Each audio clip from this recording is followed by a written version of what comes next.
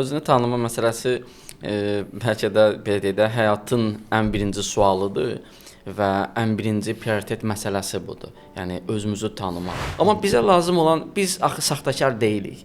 Yəni biz həqiqət axtarışında olan insanıq. Yəni əgər mən özüm zəifəmsə, yəni hələ özümü tanıma prosesindəyəmsə, hələ çox inkişaf eləməmişəmsə, hələ meylliyəmsə, bu zaman belə deyək, həm o siz dediyiniz dostlardan kənar getmək lazımdır. Sən dəyişəndə aləm və ailən dəyişir. Mütləq şəkildə. Çünki sən nur olursan. Çünki həqiqətən də insan həyatda ən çox xoşbəxt eləyən şey ən yaxın dostunu qarşısında alçalmış görməkdir. Və cəsarətli olub sual verin. Yəni bu sual verin ki, mən filan kəslə niyə görə dostluq edirəm? Xoş gördük dostlar. Onlara de platforması olaraq yeni layihəyə başlayırıq. Özünü tanı layihəsi və bu layihədə bizim qonağımız mütəmadi olaraq xarakter koçu Fərid Seyfullayev olacaq. Fərid müəllim, xoş gəlmisiniz. Salam, xoş gördük.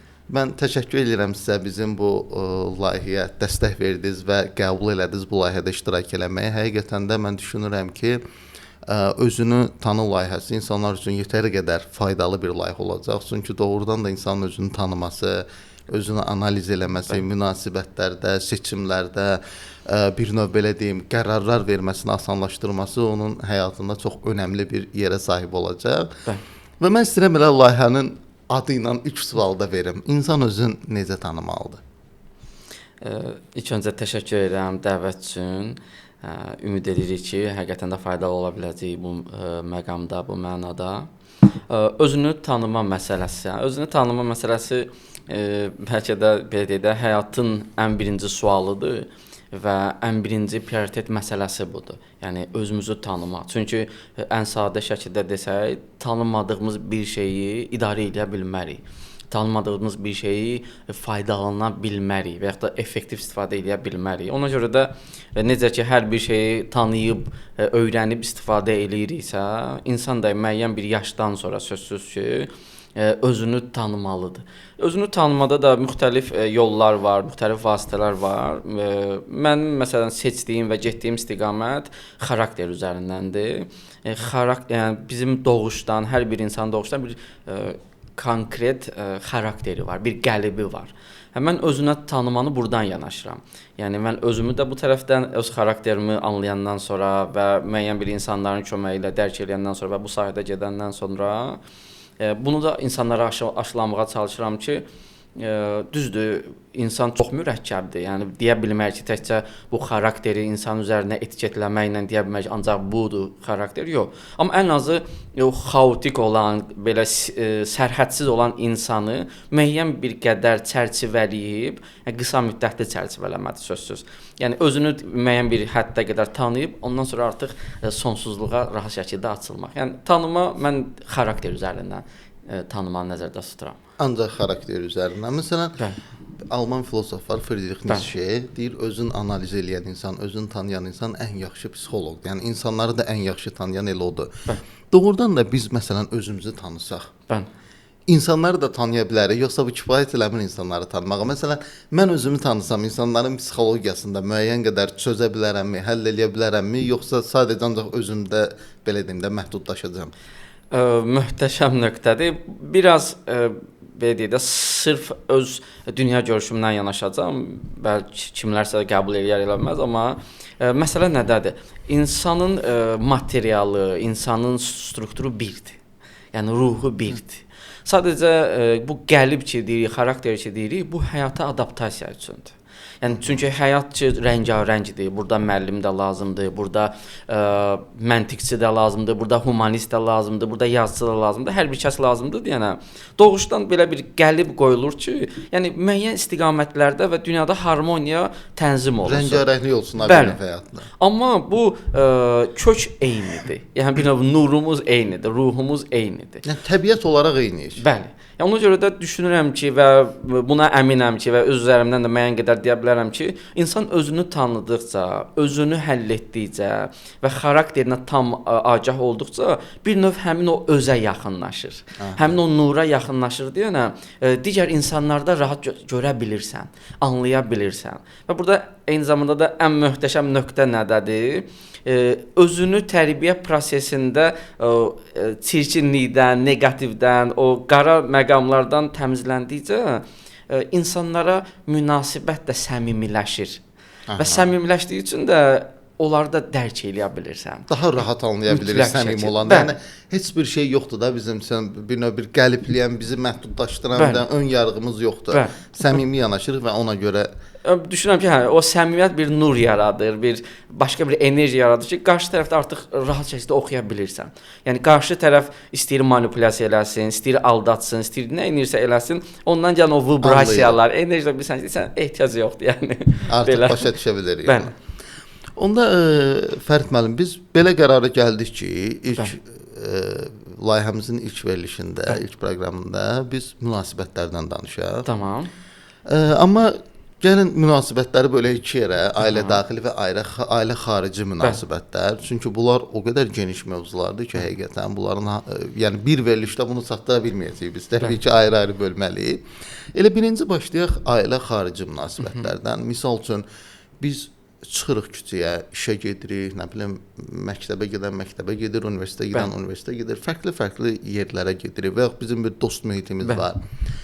Biz burada necə ünsiyyət qurmalıyıq, münasibətləri necə qorumalıyıq? Misal üçün Dale Carnegie var, çox məşhur, belə deyək də, nə deyirlər o sahəyə, motivasiya mı deyim, onun tam olaraq adı necədir? Sahənin mentor deyə bilərik. Hə, mentor. Məsələn, Dale Carnegie biraz fərqli yanaşır da. Düzdür, çox tənqidlər də gəlib Carnegie buna görə ki, sən bir növ saxta insan prototipi yaradırsan. Yəni bu real deyil. Məsələn, Carnegie nədir? Deyir, çıxdı söylə. Məsələn, küçə ilə gedirsiniz, gördünüz bir nəfər var, ona tərif eləyir ki, nə gözəl saçın var sən bu gün və bu gün nə gözəl görünürsən və yaxud da getdin banka məsələn, işçiyə yaxınlaşdın ki, bu gün çox gözəl görünürsən, saqqalın çox gözəldir bu gün, gözün çox gözəldir. Mən istəyirəm birinci buradan başlayaq. Bu Carnegie-nin yanaşması var ki, insanları mütəmadi olaraq təriflə. Bu münasibətlər nə qədər uğurlu metoddur və ümumiyyətlə bizim özümüzü bu münasibətlərdə nə qədər uğurlu eləyir, nə qədər belə yaxşı münasibət qurmağımıza zəmin yaradır bu. Möhtəşəm, təşəkkürlər. Burada bir neçə tərəfdən baxmalı olacaq bu nöqtəyə. Dünyanın yanaşması var, qərbin yanaşması var, bir də növ şərqin yanaşması var, İslamın yanaşması var, dinin yanaşması var burada. Birinci məsələ qərbdən yanaşaq. Qərb persona düzəldir. Yəni xarici şəxsiyyət düzəldir qərb. Biraz da beynəlxalq təcrübəm var. Məsələn, Avropa, Amerika və orada da daim mən müşahidədə olmuşam. Düzdür, biraz elm üçün getmişdim bu səfərlərin hamısına, amma eyni zamanda da 50% müşahidələrdə olmuşam, ünsiyyətlərdə olmuşam. Yəni çünki o insanın ruhu çəkir də, kəşfdə olmuşam.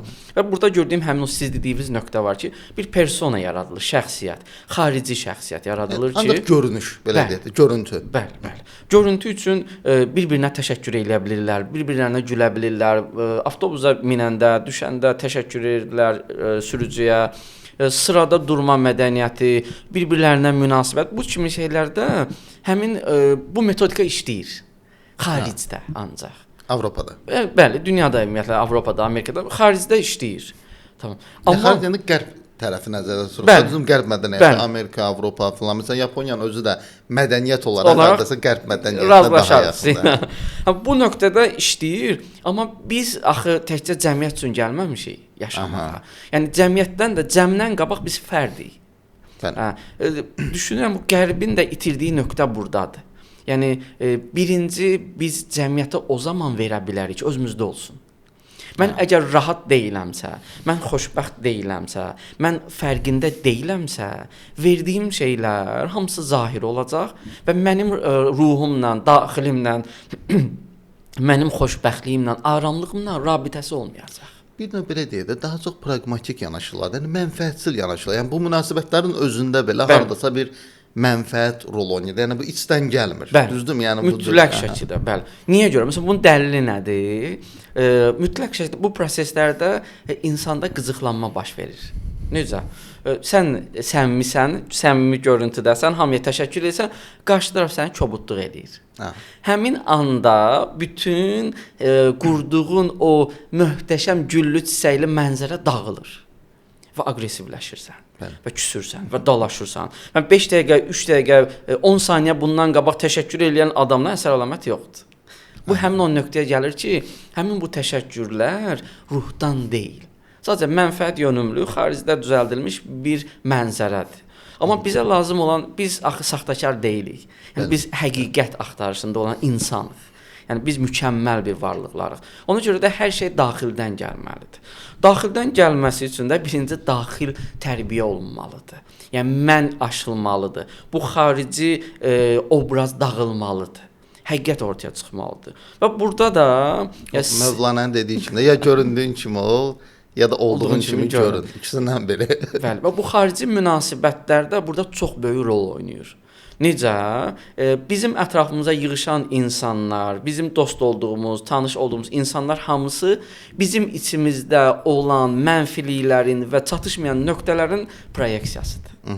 Yəni ətrafımıza baxsaq, əgər baxa bilsək sözsüz və səmimi ola bilsək, dostlarımız hamısı bizim daxili proyeksiyamızdır. Bizdə nələrsə çatışmırsa, dostlarımız onu göstərə bilir. Və yaxud da mən bunu çox sevirəm, düzdür, bununla əksər insanlar razılaşmır. Amma hamıya tövsiyə elədim, bir metodika var, sizə də, özümə də tövsiyə edirəm. Bir gün səhərdən axşama, və yaxud bir həftə səhərdən axşama bunu bağlayırıq və bunu açırıq. Gözümüzü və qulağımızı açırıq. Bir həftə ərzində sadəcə baxırıq, hər şeyə baxırıq. Və hər ünsiyyətdən, hər videodan, hər hadisə və prosesdən sonra bir dənə kiçik qeyd edirəm telefonuma. Nə? Məsələn, avtobusda gedirdim, 2 nəfər dalaşırdı. Mövzu nə idi? Mövzu narazıçılıq. Bir-birindən narazı idilər. Yazıram narazıçılıq. Gəlirəm evə, yoldaşım başlayır şikayətlənməyə. Narazıdır. Tamam. Onunla danışıb qutaran kimi yazıram narazılıq. TikToka baxıram, bir dənə video çıxır qabağıma, bir-birini tənbih eləyirlər kimsə, bir-birini şikayət edir, o belə elədi, narazılıq. Və bir həftədən sonra telefonumuzun həmin o not yerinə baxanda görürəm ki, 40 dənə şey yazmışam, 40 dənədən 30-u, 35-i narazılıqdır. Deməli, mənim daxilimdə narazılıq var. Və proyeksiya olunub ətrafıma, münasibətlərimə, mən deməli bunun üzərində işləməliyəm. Mən özümdə narazılığı həll eləməliyəm. Ona görə də bütün bu münasibətlər ki deyirik, yəni bu onun göstəricisidir. Məndə olan çatışmamazlıqların göstəricisidir. Yəni Allah düşmən bu cür anlayıram və dərk eləyirəm. Allah bizi bu cür tərbiyə eləyir. Yəni necə bizi düzəltmək istəyir? Biz tərbiyə olmalıyıq axı, düzəlməliyik. Neqativ cəhətlərimiz. Biz də özümüzü görə bilmirik. Düzdür? Bəli. Və ikinci nöqtə, heç kimlə də söz qəbul eləmirik. Düzdür? Kinoya da baxırıq, YouTube'a da baxırıq, TikTok'a da baxırıq. Onu da baxırıq ki, narazıdırlar və hətta şikayət edirik ki, buna baxın necə narazı deyə. Bunlarda hamısına üz çevirdiyimiz üçün artıq birbaşa insanlarla tərbiyə olunuruq. Yəni qarşımıza çıxan insan gəlib bizi tərbiyə eləməyə. Yəni, özünün xəbəri yox da, sistem gətirib qabağımıza. Onda mən belə başa düşdüm ki, biz cəmiyyətlə münasibətdə, hələ ki belə deyək də, dostlara keçmirik də. Hələ ki ətrafım, məsələn, çıxdım küçəyə bir nəfəri gördüm, getdim dükana bir dənə, misal üçün çörək satan bir dayı gördüm və s. Mən belə başa düşdüm ki, onda olduğumuz kimi münasibət göstərməliydi onlara. Yəni saxta olmamalı, yoxsa Carnegie dediyi kimi yanaşmalıyıq mövzuya. Tamam. Burada iki tərəf var. Baxırsan, hansı daha faydalıdır? Mən bunu soruşacağam. Yəni, olduğum kimi niyə görə bunu deyirəm, bunu da deyim. Misal üçün deyirik, içimizdən gələn kimi də. Tutalım ki, mən özümü tərbiyə edə bilmirəm. Mən belə bir problemim var və mən aqressiv insanam. Mənim içimdən gəldiyi şey budur ki, hamı ilə dava eləyim, aqressivləşim. Məsələn, bu situasiyada Carnegie-nin dediyi üsul var, özünü məcbur elə insanları təriflə, xoş söz deyil. Bu daha faydalı deyilmi? Yoxsa elə bu cürdə olmalıyıq içimizdən gələn kimi? Bu mənim üçün maraqlı qaldı. Çox möhtəşəm nöqtədir. Carnegie burada işə yarayır bir şəkildə ki, xarici münasibətlər partlamasın deyənə və bir yerə qədər apara bilək deyənə, bunu tətbiq edə bilərik. Amma bir şərtlə ki, daxildə tərbiyə prosesi getməlidir. Yəni daxildə oyanış prosesi getməlidir. Əgər bu proses getməsə, xaricdə süni yaratdığımız bu obraz bir yerdə partlayacaq və çox dəhşətli partlayacaq. Çünki hər dəfə biz hirslənmək istəyirik və saxlayırıq. Yəni enerji gəlir ki, partla və enerjini yığırıq arxaya ki, o gəlmə və tamam nevroz olacaq əslində. Bəli, süni oynayırıq, amma fərqində varmalıyıq ki, bu enerjinin qanunu var da.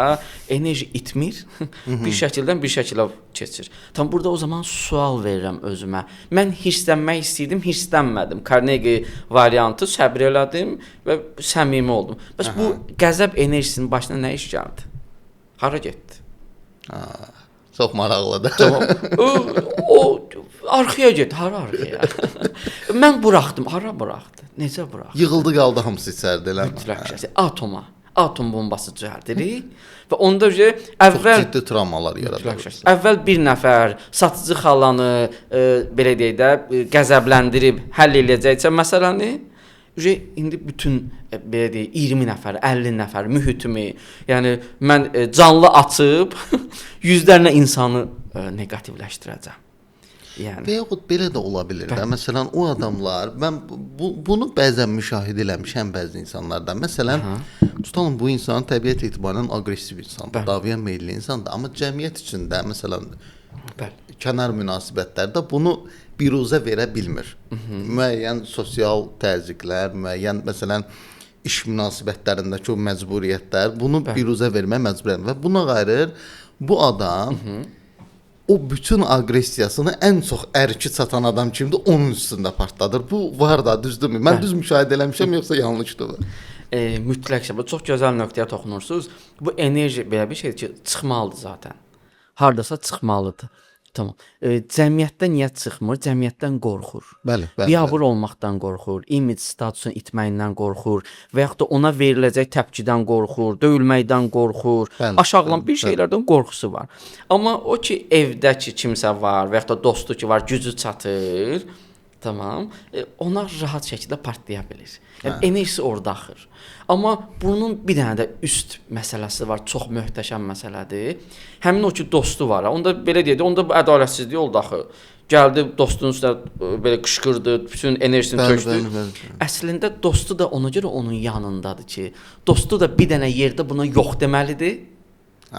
Yox deyib dostu da inkişaf eləməlidir, bunu da inkişaf elətdirməlidir. Onda burada sözünüzü kəsib bir şey soruşacağam. Buyurun. Misal üçün, mənim bir dostum var. Dediyim kimi, aqressiv adamdır, cəmiyyət içində, amma bəzi yerlərdə bu aqressiyasını çıxarda bilmir. Gedirik bir çayxanaya, otururuq, söhbət eləməyə başlayır. O məni yaxın dostu gördüyünə görə ərkilir və başlayır o aqressiyasının ən xırdakı ilə mənim üstümə tökməyə. Mən bu anda, misal üçün, nə etməliyəm? O deyir sizə imtina eləmək, yox demək. Məsələn, o adamı tərk eləməliyəmmi? Tamam. Burada sizin artıq daxili durumunuzdan asılıdır. Yəni çünki burada çox ehtiyatlı olmaq lazımdır. Bəziləri burada partladılar. Necə? Oynayaraq. Yəni deyirəm mən inkişaf prosesindəyəm. Mən özümü dərk, özümü tərbiyə prosesindəyəm. Tamam, yox deyirəm, getdim. Okay? Amma bunun arxası da var axı. Sən dostla bir yerdəsənsə, deməli burada alver var. Sənin ehtiyacın var. Yəni sən buna nə qədər də dözsən də, qəzəbli sənə töksə də, bunun da sənin oradan bir gözləntin var. Niyə? O görüşdən çıxandan sonra gəzə-gəzə, aya baxa-baxa deyirsən ki, ilahi mən necə gözəl insanam. Mən dostuma dinlədim. Yəni burada alver məsələsi var yəni. Bəli. Yəni burada sən əgər bunu tərk eləməyə hazırsansa, məsələn bayaq sizinlə danışdıq o nöqtəni. Bəli. Sən burada yox deyəcəksənsə, yəni istəyirəm bu fəzada baxaq bu nöqtəyə. Çox möhtəşəm bir yerdir bura. Sən bizim ruhumuzun ehtiyacları var. Mənəvi ehtiyacları var. Mənəvi ehtiyaclarımızı təmiz ödəyə bilmədiyimiz üçün süni mənəvi ehtiyaclar yaradırıq özümüz üçün. Burada eqomuz qidalanır, amma sanki rahatlaşırıq. Məsələn, dostluq da eyni şəkildə. Münasibət də eyni şəkildə. Necə? Məsələn, gəlin dostluqların tiplərinə baxaq. Bir dost tipi var, sakit duracaq, qarşı tərəf gələcək, qəzəblənəcək, bütün problemini tökəcək, bu da dinləyəcək 2 saat. Sonra sağollaşacaqlar. Bu bir kəlmə deməyəcək. Bir dənə deyəcək can, Allah köməyin olsun, əhsən, eyb yox, keçəcək, narahat olma, bir oxşayacaq onu. Gedəndən sonra dost rahatlaşdı.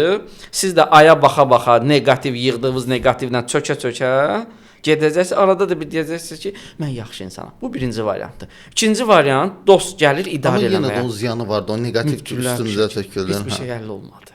Hə. Və burada mənəviyyat da yoxdur ki, deyək ki, Bəli. mən Allaha xatir gəlmişəm, bu dostluğuma xatir gəlmişəm. Yəni niyyətim Allahdır. Nə verəcək və nə mən nə verəcəmsə, rahat aparacam prosesi. Verdi və çıxandan sonra da bir dənə deyəcəm ki, şükür olsun Allaha məsələ. Bunu eləmək mümkündür və bu yaxşıdır. Bu düz yol budur. Həqiqət burdadır. İndi yaxşı, ona bir dənə Bəli. sual. Bir dənə də sual, bu önəmli buyurun. məsələdir. Burada biz iki variant qoyduq. Bir Allaha xatir, bir də ego tətmin eləmə. Bəli. Mən nə yaxşı insanam, mən nə Bəli. gözəl insanam. Bax bu Fərid müəllim, bu çox çətin prosesdir. Hansı? O mən Allaha xatir elədim prosesinin özündə belə. Mən nə yaxşı insanam, Allaha xatir iş gördüm prosesi yoxdur. Möhtəşəm. Bunu da müəyyən Onu necə ayırım mən? qəşəng. Bunu da çox təşəkkür edirəm həqiqətən. Yəni belə deyək, bəlkə bir qızılın üstünü açdınız, yəni bir parıltının üstünü açdınız. Təşəkkür edirəm. Burada möhtəşəm yer, bir dənə burada meyar var. Nə? Mən kömək edirəm kiməsə? Aha. Və bu prosesdə mütləq şəkildə mən zərər görəcəm. Aha. Tamam? Zərərə münasibətim mənim niyyətimi ortaya çıxır. Mənə də qarşı tərəfim mən dinlədim bunu, mən kömək elədim, mən xoşbəxt hiss elədim, həmin an üçün tamam. Deyək ki, burada niyyətim Allahdır. Və bu görüşdən yarım saat, 1 saat, 1 gün, 2 gün sonra qarşı tərəfdən bir dənə sizə neqativ gələcək. Aha. Tamam. Axı dinləmişəm mən bunu, mən yaxşı insanam da Bəli. və sizi aşağılayacaq. Sizə diqqətsiz yanaşacaq. Aha. Sizi vecinə almayacaq. Siz yazacaqsınız 3 gündən sonra Hə. cavab verəcək. Hə. Burada ki deyəcəm, mən narahat deyiləmsə, Allaha görədir. bəli, narahatamsa Şəxsi egoya görədir. Mən də yaxşı insanam söhbətinə Bəli. görədir. Bəs burada indi bir dənə də bir şey soruşum Əlbəttə. sizdən. Məsələn, biz bunu danışdıq dostlar, tanışlar üzərindən. İndi düzdür, ailə mövzusunu, ailə daxilinə Bəli. ayrıca danışacağıq. Bəli. Sadəcə olaraq burada o yeri gəlibsə soruşaq da. Əlbəttə. Məsələn. Bax burada məsələn dostu tanışdı. Məsələn, adam mənə neqativini tökür üstümə mən. Əsəbləşib, sosial çıxarda bilməyib bu aqressiyasını və oturmuş sayğanda mənim üstümə töküb. Bəli. İndi bu bir dənə reallıq var ki, mən dostdan, tanışdan rahat imtina eləyə bilərəm. Məsələn, deyə bilərəm ki, qardaşım, öpürəm səni. Mən daha görüşmək istəmirəm səndən. Vəsə, mən dözə bilmirəm sənin bu aqressiyaya. Bəs bu proses bizim atamızda olsa, anamızda olsa, həyat yoldaşımızda olsa, övladımızda olsa, ki məsələn atam əsəbləşib çöldə aqressiyasını çıxarda bilməyib, gəlib evə və o aqressiyasını mənim üzərimdə çıxardır. Burada artıq mən atamdan imtina edə bilmirəm də. Bu çox çətin prosesdir də. Bunu nə qədər insan bacarar və bunu bacarsa belə nə qədər doğru bir şeydir bu.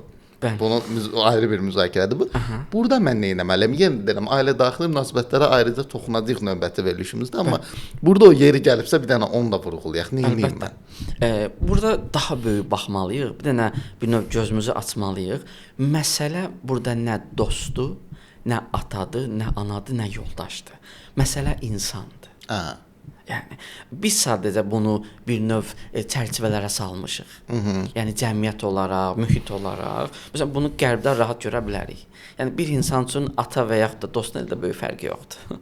Qərbdə bəli. Bəli. Hə, tamam. Həqiqət də budur əslində. Hə, tamam, burada bir bəzi insanlar razılaşmayacaq ki, yox, necə, yəni ata, ana bir başqa leveldir.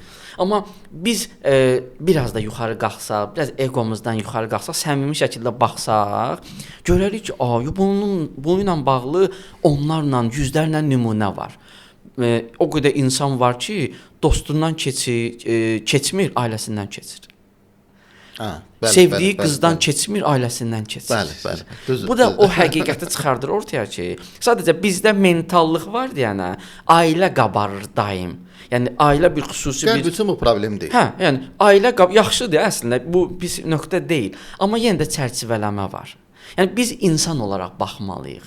Yəni bizim üçün önəmli insan, ata, ana dəyərlidir falan, amma insan meyarı var. Amma şərq insanı belə baxa bilmir də, bu reallıqdır. Bizim o qanımıza hopub bu yanaşma. Orada da itirir zaten. Yəni biz artıq Amma müsbət tərəfləri də var da. müsbəti də var. Ha, yox, mən bunu dəstəkləmirəm. Niyə görə dəstəkləmirəm?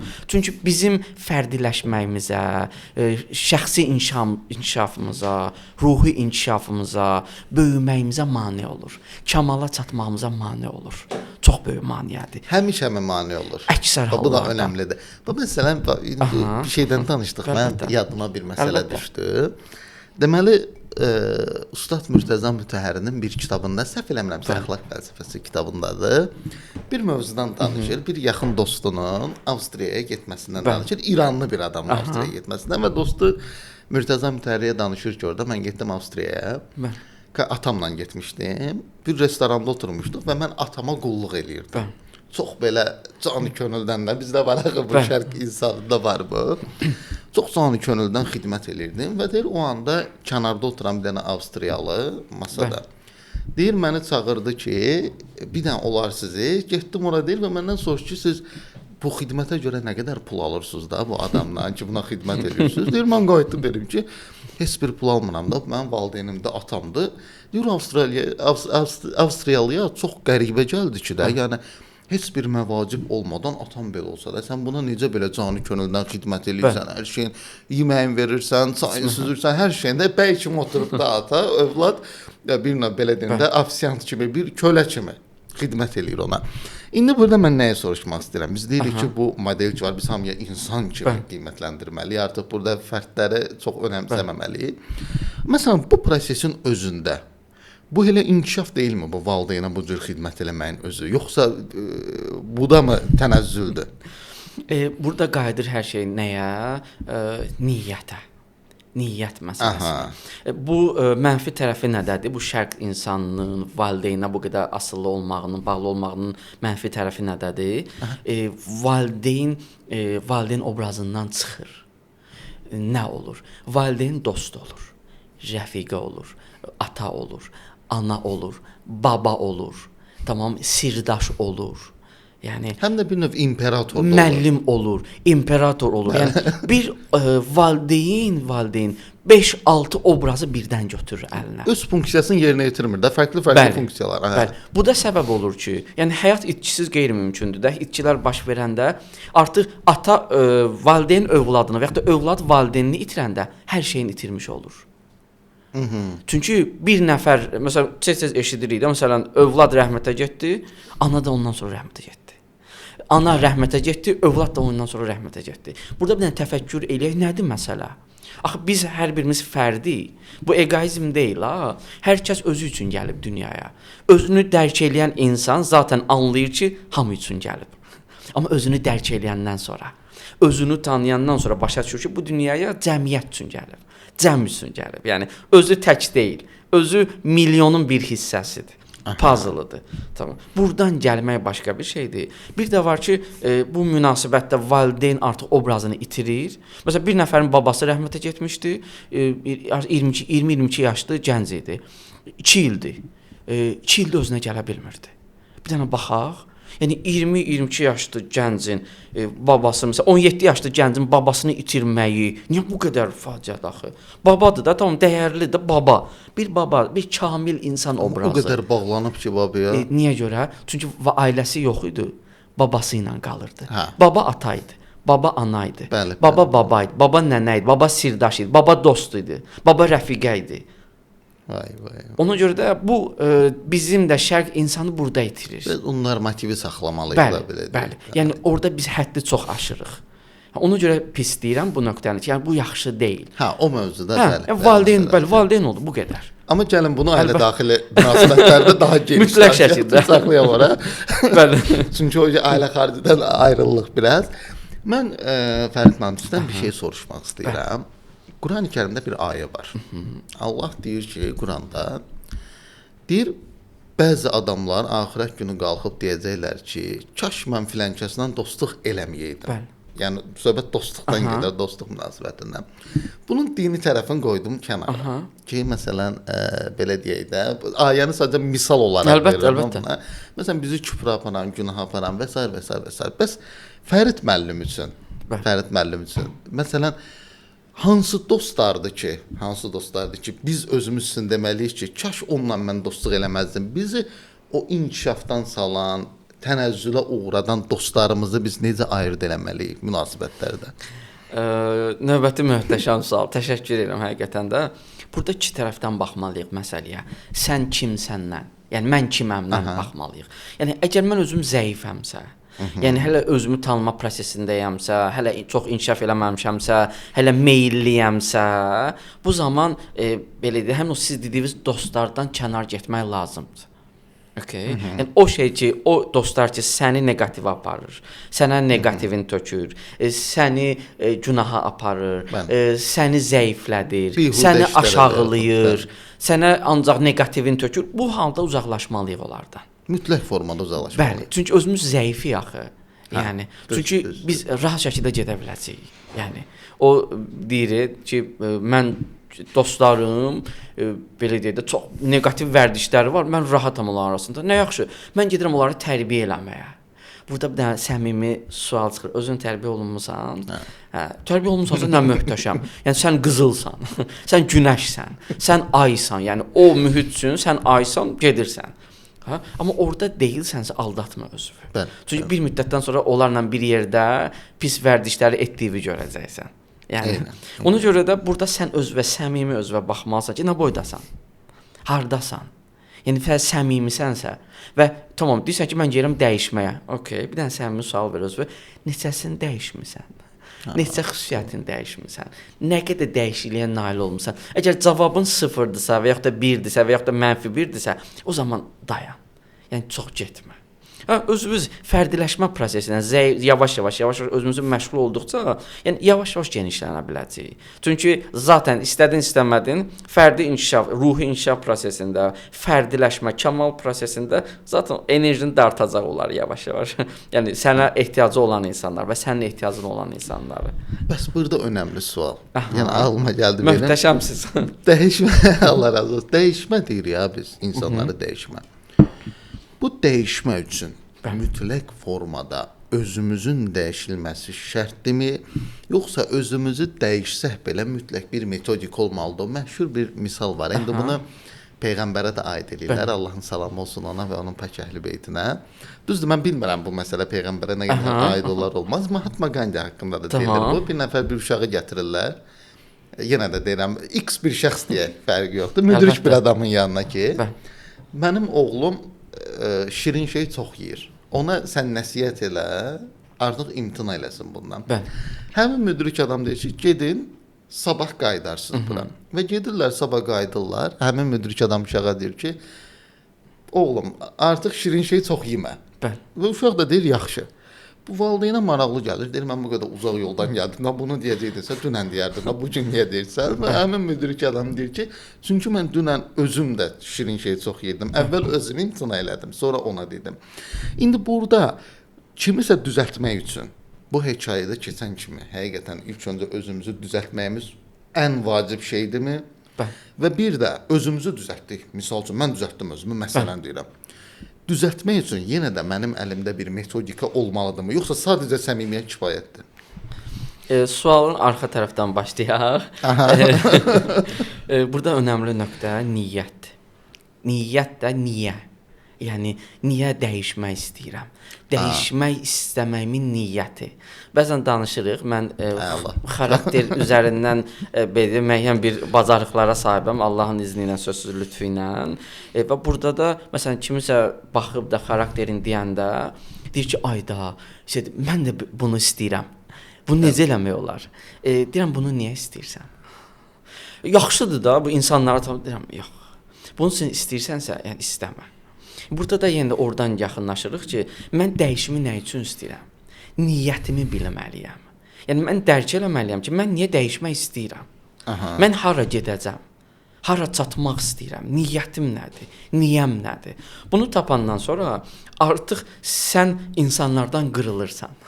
Sən mühitdə heç nə axtarmırsan. Heç bir şey. Bir dənə axtardığın özündədir, içindədir. Tamam.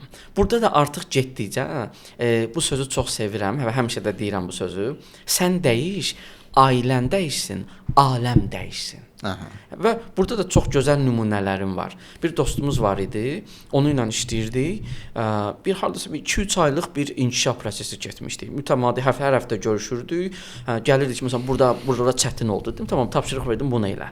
Gedirdik, gəlirdik ki, tamam, burada çətindir, bunu elə. Bu şəkildə getdik. Hardasa 2-3 aydan sonra belə deyək də, inkişaf prosesi başladı. Enerji dəyişməyə başladı. Bir 7-8 ay sonra gəldi. Gəldi ki, deməli, həyat yoldaşımdan çox problemli bir durumdaydım. Sizinlə danışmağa başlayanda həyat yoldaşımdan çox çətin bir durumdaydı və ailə boşanmaq üzrə idi. Və səninlə danışdıq, sənin birinci tapşırığın və bunun birinci tapşırığı özümə və hamıya dediyim bir dənə məqam var. Gözünü hamıdan çək. Enerjini hamıdan çək. Tək səbəbkar var, tək günahkar var, tək xoşbəxt var, tək enerjili var və tək enerjisiz var. Hamısı sənsən. Başlanğıc sənsən, son sənsən. Hər şey sənsən. Hər şeyi özündə görməyə başlayanda inkişaf başlayacaq. Və deyir, burada da belə elədim. Həyat yoldaşımla artıq enerjimi ondan çəkdim. Onu günahkar bilməkdən çəkdim. Başladım özümlə məşğul olmağa. Siz verdiyiniz tapşırıqlarla özümlə məşğul. Ağlayırdım, acıyırdım, narahat olurdum ancaq özümlə. Amma xanımla qarşı tərəfdən də torpedolar gəlir sözsüz. Yəni gedir, inkişaf prosesi gedir. Bir dənə mərhələdə pik nöqtə buradır və sizin sualın cavabı bax burdadır, yəni. Bir dənə mərhələdə baxdım ki, həqiqətən də özümə tərəf, Allaha tərəf bir yol qət eləmişəm, möhtəşəmdir. Bir aramlıq gəlib, bir fərqindəlik, dərk gəlib, döndüm arxaçı gördüm, həyat yoldaşım da çox yaxındır mənə. Çox təəccüb elədim ki, yəni bu qədər yaxınlaşa bilmir, çox uzaq idi axı məndən. Necə gəlib? Və gəldi mənə dedi, dedim qeyri-adi bir şey yoxdur. Sənin nurundan, sənin enerjindən istifadə edib səninlə bir yerdə yol gəlib o da. Sən dəyişdikcə o dəyişib. Və bir gün qəmli şəkildə gəldi ki, bəs mənim bir şey yaşamışam, onu mütləq paylaşmalıyam sizinlə. Deyirəm, tamam. Həyat yoldaşım gəldi və başladı mənim yanımda ağlamağa. Deyirəm, tamam, nə dedi? Deyir ki, mən kiməm ki, məni bu qədər sevirsən, mənə görə bu qədər səbir eləyirsən. Mən kiməm ki? Yəni bu pik nöqtə idi. Həmin o sualın cavabı ordadır. Sən dəyişəndə aləm və ailən dəyişir. Mütləq şəkildə. Çünki sən nur olursan. Sən enerji olursan. Artıq insanlar bir növ belə də təəccüb eləməyə başlayırlar. Çünki bu model bu dəqiqə dünyamızda yoxdur. Niyə? Çünki nur çox azdır. Yəni dərk edən insan çox insan. Necə dost gəlir səndən istifadə edir, sən təbəssüm eləyirsən. Niyyətin də xalisdir axı. Və gedir təfəkkür edir ki, mən bunu aldatdım, bu rahatdır. Tamam. 3-5 dəfə aldadandan sonra onun vicdanı əzabı ki, başlayır ki, bir dəqiqə deyəm, burada nəsə başqa bir şey var. Eynən. Burada başqa bir şey var, bu ola bilməz. Yəni bu modeli mən həyatda görməmişəm. Başlayır sənə yaxınlaşmağa. Yaxınlaşdıqca nurun onu oğurlayır. Başlayır o da dəyişməyə. Proses budur. Ona görə də sən dəyiş, ailən mütləq dəyişəcək. Sonra aləm. Burada bir dənə proses baş verə bilər. Ola bilsin ki, ailən səndən uzaqlaşsın, ailən boşansın, getsin. Bu da ola bilər. Bəli. Niyə görə? Çünki səni çəkə bilmədi. Bu qədər nuru, enerji dərkə layiq deyildi və bacarmadı sadəcə. Onun üçün uzaqlaşdı. Eyni zamanda da bu fərdiləşmə, kamal prosesində xeyli dost itirəcəksiniz. Xeyli insan kütləsi itirəcəksiniz. Niyə? Çünki sizin vibrasiyanıza, enerjinizə, nurunuza tab gətirməyəcəklər. Həm də bəzi insanlar var ki, mütləq qarşılıqlı dalaşmaq istəyirlər. Məsələn, o dalaşır səndən. Sən ona nə qədər gülümsəsən də, sən güldükcə, rahat olduqca o daha da aqressivləşir. İstəyir ki, sən də onunla dalaşasan və o məsələn insan o cür rahatlaşır. Mən bu cür insanlar görmüşəm həyatda ki, məsələn, sən də onunla dalaşanda tez sakitləşir. Amma məsələn, sən sakit deyəndə o dostluğa qulaq asanda görürsən ki, o daha da aqressivləşir istər-istəməz. Yəni bu cür insanlar var. Elə burada da möhtəşəm nöqtəyə gəlirik ki, qəzəb ki var, mübahisələr ki var, qarşılıqlı ego mübadiləsidir, enerji mübadiləsidir. Mən 5 xalla qışqırıram sənə. Sən 5 xalı götürürsən, üstünə 5 də qoyursan, 10 xalla qışqırırsan. Mən onu götürürəm, 5 də qoyuram, 15 xalla qışqırıram. Amma siz mənə qışqırırsınız, mən fərqindəyəm, mən rahat olduğum üçün sizə cavab qaytarmıram. Və bu sizi qıcıqlandırır. Əlinizi salsınız cibinizə, bir 5-i də tapırsınız, 5 ilə qışqırırsınız təsdiq.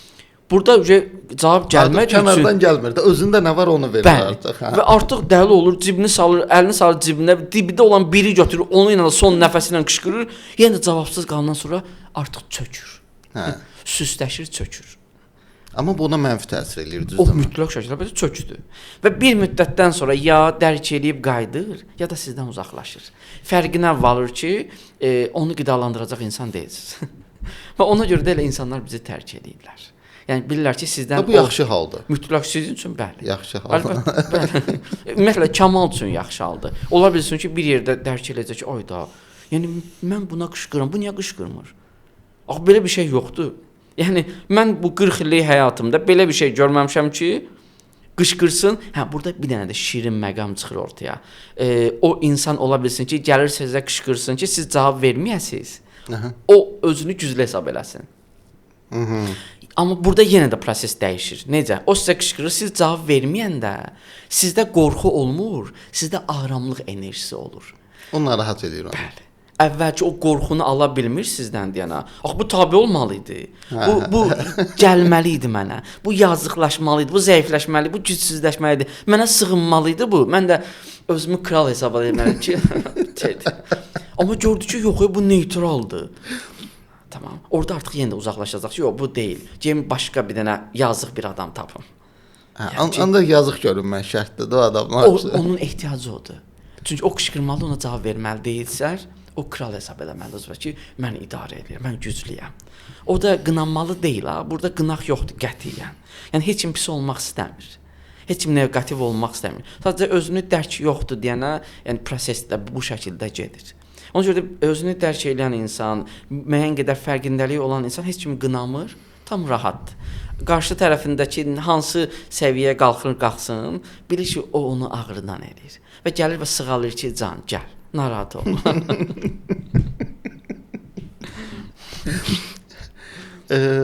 Deməli, Fərid müəllim, biz bunlardan danışdıq. Mən istəyirəm bir dənə də mövzuya keçək artıq. Çünki vaxtımızda hardasa 10 dəqiqə filan qalıb və bu 10 dəqiqədə də mən istəyirəm bu mövzudan danışaq. Əlbəttə, buyurun.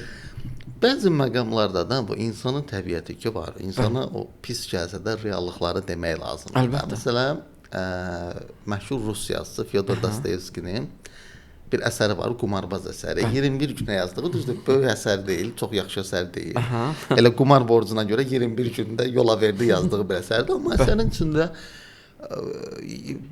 Dostoyevski həm də belə deyim də psixologiya elminin, psixoanalizin mühanilərindən biri sayılır. Çünki o insan təbiətinə o qədər dərindən təmas eləyə bilib, toxuna bilib. Və Dostoyevskinin Qumarbaz əsərində bir dənə maraqlı fraza var. Deməli, əsərin baş qəhrəmanı qumar borcuna görə gəlir, diz sökür, ən yaxın dostunun qabağında yalvarır. Və orada Dostoyevskinin dediyi bir şey var, bir cümlə var. Deyir ki, həqiqətən də insanı həyatda ən çox xoşbəxt eləyən şey ən yaxın dostunu qarşısında alçalmış görməkdir. Və ümumiyyətlə mən düşünürəm ki, insan özünü də analiz eləyəndə görür ki, o ən yaxın dostu bir növ həyatın ən belə güclü rəqibidir. Və ən çox paxıllığı da bu şey paxıllıq deyil ha. Məsələn, o əqli gələn paxıllıq deyil də ki, oturum ayda axşama qədər dostumun paxıllığını təkin bu deyil. Amma ani instinktiv gələn bir şeydir bu. Paxıllıq məsələsi də niyə biz ən yaxın dostumuza qarşı bu bir reallıqdır mən düşünürəm ki, bu var. İndi bəzi insanlar bunu qəbul edə bilmir. Yox, mən dostuma həyatı boyu falan, amma özünü analiz eləsə bunu mütləq şəkildə, bəli, mütləq qaçınılmazdır bu. Buradan da izləyicilərimizə deyim ki, yaxın dostlarımızla aramızı vurmaq istəmirik qətiyyən. Hədəf kamaldır, inkişafdır. Bunu analiz eləyirik sadəcə. Belə deyim Fərid müəllim, mən sualı sizə bu cür verəcəm. Bəli. Ki siz deyirsiniz ki, Allah bizi proqramlaşdırıb da bir növ düzdürmü? Allah niyə mənim içimə bu hissi qoyub? Niyə belə bir şey qoyub mənə? Niyə bu cür yanaşma? Bunun faydalı tərəfləri varmı? Yoxsa bu ancaq mənfidirmi? Ya bunu Allah verməyib özümüz mü qazanmışıq? Buna necə yanaşırsınız? Burada da yenə də ümumiyyətlə təsadüfün olmadığını düşünürəm həyatda və heç bir əsərin, heç bir sözün təsadüf olmadığını düşünürəm, əminəm hətta buna. Orada da möhtəşəm bir şəkildə, möhtəşəm bir həqiqəti aşkarlayır. Yəni o insan deyir ki, bu ən yaxın dostluğumun alçalmağından zövq alıram. Əvvəl dediyimiz məqama qayıdırıq. Bizim heç bir münasibət təsadüfü deyil. və hər bir şeyi, hər bir prosesi enerji dartır. Və bu mənim yanımdadırsa, bizim kamalımız, inkişafımız bir-birimizdədir. Tamam. Və bu dosta ki, deyir ki, bunun alçalmağından zövq alıram. Əslində ona görə bir yerə cəlb olublar ki, cəm olublar ki, dost olublar ki, bunlar bir-birini ağrıtsınlar, incitsinlər və inkişaf eləsin. Bəli. Amma bir yerdə təfəkkür lazım idi. Yəni o zəif insan, zəif dostu ona görə gəlmişdi bunun yanına ki, bu Dostoyevskinin yanına. Dostoyevski onu aşağılayıb özü zövq almalı idi. Və qarşı tərəfdə aşağılanıb oradan zövq almalı idi ilkin prosesdə. Bəli. Və ondan sonrakı prosesdə artıq sual prosesi idi ki, Dostoyevski də eyni zamanda dostu da bu sualı verməli idilər özlərinə ki, yəni mən niyə dostumun aşağılanmağından zövq alıram? Bəli. Və ikinci tərəfdə sual verməli idi. Niyə aşağılanmaqdan zövq alıram? Və onların inkişafı buradaydı. Amma əksər insanlar bu sualları vermirlər deyənə. Elə bu dostluqlar bu şəkildə də gedir. İnkişaf olmur. Ona görə də burada da yəni bu həqiqətidir və həqiqətən ona təşəkkür eləmək istəyir ki, qorxmayaraq, cəsarətli olaraq, yəni bunu ifadə eləyə bilir. Bu yəni hamımızda bu var, yuxarı aşağı. Amma cəsarətimiz yoxdur ifadə eləyə ki, məsələn dostlar olur, yəni müzakirə edir, filan kəs mənim dostumdur falan. Deyirəm, gəlin bir dənə şəklini göstərim, bir dənə müzakirə eləyə dostluğunuzu. Baxıram, deyirəm ki, buna filan şeyə görə dostluq edirsiniz. Ola bilməz, özün qəbul edə bilmir. Bəli. Deyirəm, yaxşı, filan hərəkətin qəbul eləyərsiniz? Yox. Deyirəm, bəs necə olur ki, qəbul eləmirsiniz? Axı dostsuz. Axı həqiqətən dostluğa görə bir yerdəsiz. Burada həqiqət çıxır ortadan ki, yox. Yəni alçalmağa görə bir yerdədir. Puluna görə bir yerdədir. Ağlına görə bir yerdədir. Məsləhətinə görə bir yerdədir. Gözəlliyinə görə bir yerdədir. Zövqünə görə bir yerdədir. Yəni bu şeylər. Məsələn, xanımlar var. Zəif xanımlar güclü xanımların yanındadır. Tamam. Niyə görə? Güclüyə ehtiyacı var. Himayədar axtarır. Və onun da yanında sanki özünün gücü kimi görür. Başqalarına da trip ata bilir ki, mən nömrə 1-in yanındayam. Və nömrə 1 də fərqindədir ki, həmin o nömrə 1-in yanında sənin kimi 10 nəfər var. 15 nəfər var. Nömrə 1 də o cürünə qidalanır. Yəni nəfsi oradan qidalanır. Özünü oradan təsdiq edir ki, mən necə güclüyəm ki, hamı mənə sığınır. Burada ikisi də uduzurlar. O vaxta qədər ki, sual verməsinlər. Yəni sual verib təkamülə başlamasınlar ki, tamam, mənim ehtiyacım yoxdur. Zəif insan, sığınan insan özünə sual verməlidir ki, mənim niyə görə ehtiyacım var ki? Mənim zatən mən özüm mükəmmələm. Mənim içimdə inkişaf üçün hər bir potensial var. Və o nömrə 1 də özünə sual verməlidir ki, mən necə nömrə 1-əm ki, mənim təsdiqim başqalarındadır. Mən 10 nəfərdən qidalanıb təsdiq alıram ki, 10 nəfər var. Yox, bu qədər əminsənsə, özün hamını ayır, özün varlığından zövq al. Zövq ala bilməz. Çünki onlardan qidalanır. Bəli, qidalanmanı oradan alır. Ona görə sual, yəni özünü tanımadırsa bizim mövzumuz və dostluqdursa mövzumuz, qorxmayın və cəsarətli olub sual verin. Yəni bu sual verin ki, mən filan kəslə niyə görə dostluq edirəm? Ondan nə cür istifadə edir, nələr alıram? Və bir dənə də səmimi sual verin ki, məni qırsa, məni incitsə və ondan qidalandığım nöqtə var, hansı ki qidalanım. İçimdə, təklikdə, heç kimi demək lazım deyil. Oradan vursa məni, yenə də dostluq eləyərəm, yoxsa yox? Burada artıq həqiqəti tapmış olacaqsınız. Erich Fromm'un məşhur psixoanalitik demək sevmək sənəti kitabında bir maraqlı frazası var. O deyir ki, dünyada ananın övlada məhəbbətindən başqa heç bir məhəbbət mənfəətsiz deyil. Hətta atanın belə öz övladına qarşı məhəbbəti mənfəət üzərindədir. Mən belə başa düşdüm ki, onda biz o mənfəətlərimizi tapıb analiz eləməliyik. Və bunların üstündə analiz eləyəndən sonra artıq o münasibətlərdə o kamil həddə çata bilərik. Mütləq şəkildə. Yəni burada mən fokusdur, mən mərkəzli münasibətləri, əlaqələri, dəyərləri qırmalıyıq. Və bunu risk eləyərək deyirəm, bilirəm ki, xeyli adam razı olmayacaq. Üzr istəyirəm, mənfəətləri yox eləyə bilirik yoxsa? Mütləq şey, zaten bizim kamalımız ordadır. Hədəf ordadır. Yəni mən məsələn deyirsiniz ana ana obrazında belə mənfəət var. Yəni doğrudan. Mütləq şəkildə.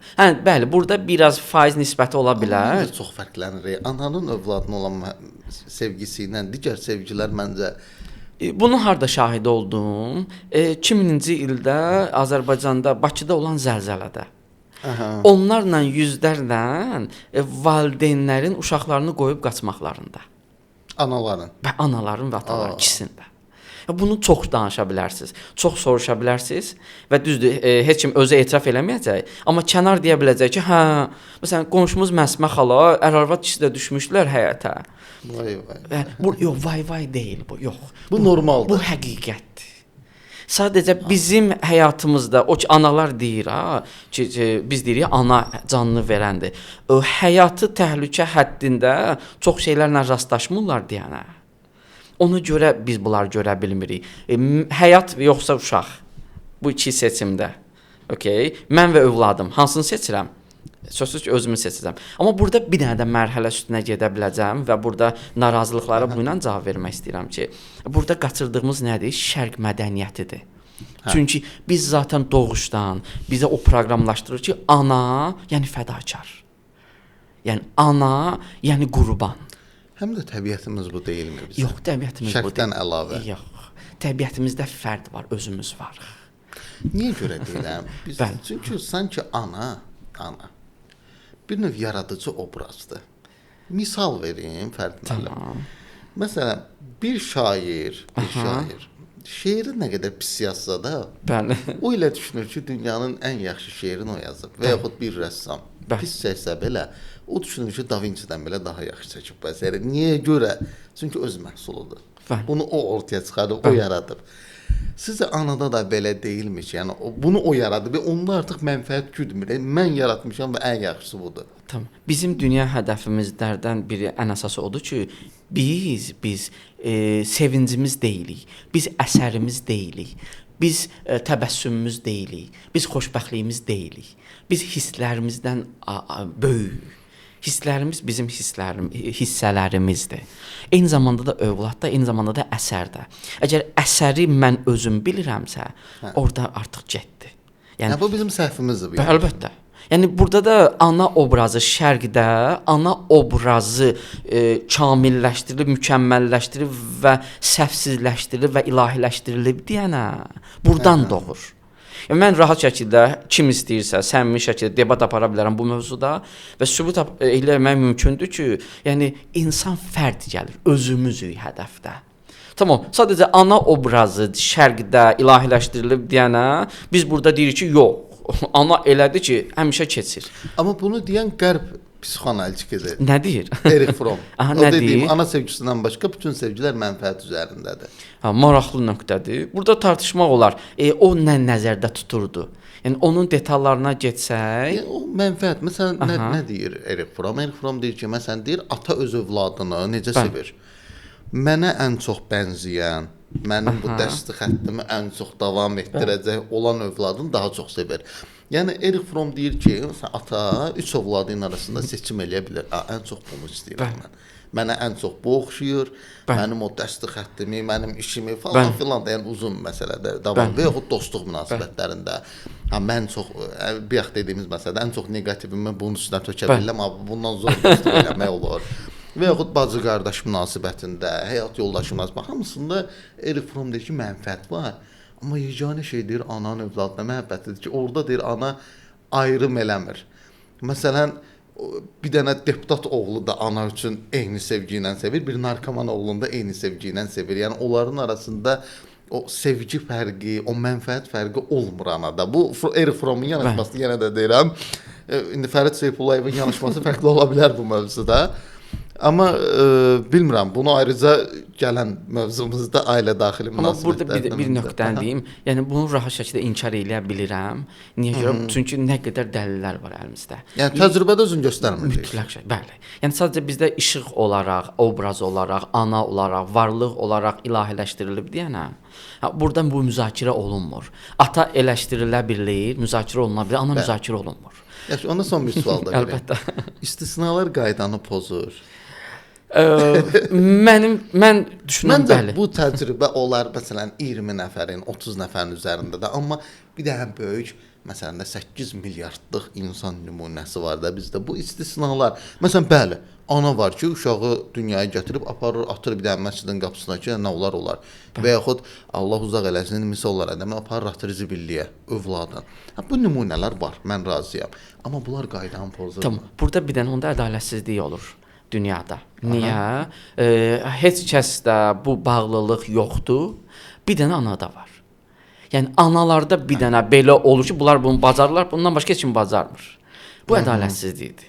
Yəni dünyaya varsa hamıda var, yoxsa hamıda yoxdur. Nə baxımdan? Yəni bu balans olaraq və yaxud onda bu anaya bu xüsusiyyət verilibsə, başqa ataya da başqa bir şey verilməlidir. Bu həddə ola biləcək. Nə verilib?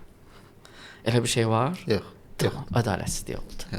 Ona görə də burada mütləq bağa dayanır ki, biz obraz olaraq yaratmışıq bunu və travmatik olaraq yaratmışıq, ağrı olaraq yaratmışıq və eyni zamanda bir növ analar övladdan qaçmasın deyə yaratmışıq. Yəni və eyni zamanda özümüzün yaratdığımız bir mifdir. Bəli. Bəli, ananın da emosional varlıq olduğu üçün anaya yükləyə bilirik bunu ki, məsələn ata rasionaldır. Tamam, amma ana emosionaldır. Mən 3 gün evdə uşaqlara baxdıqdan sonra səhərdən axşama yoldaşıma dedim ki, tamam, mən hazıram gecə smenində işləyim. Amma baxmayım ki. Niyə görə? Çünki emosional bacarmır. Bəli. Amma ana bunu bacarır. Eynən. Amma bu da yaradılışdır da, atada da bacardığı başqa bir şeylər var. Eynən. Ona görə qəbul etmirəm. Amma mövzusun mütləq gələn verilişimizdə müzakirə edərik.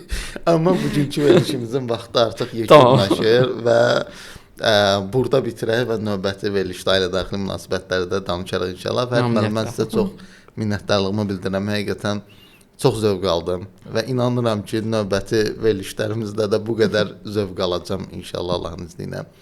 Əziz dostlar, bugün özünü tanı layihəmizin ilk verilişi ilə qarşınıza çıxdıq Fərid müəllimlə. Və bugünkü mövzumuz ailə xarici münasibətlər idi ki, ümid edirik ki, bizim bu verilişimiz münasibətlərimizə müsbət təsir eləyəcək və yaxın dostlarımızdan da inciməyin, sadəcə analiz eləyirdik. Düşüncəyə dəvət edir sadəcə. Sağ olun, inşallah gələn görüşlərə. Təşəkkürlər.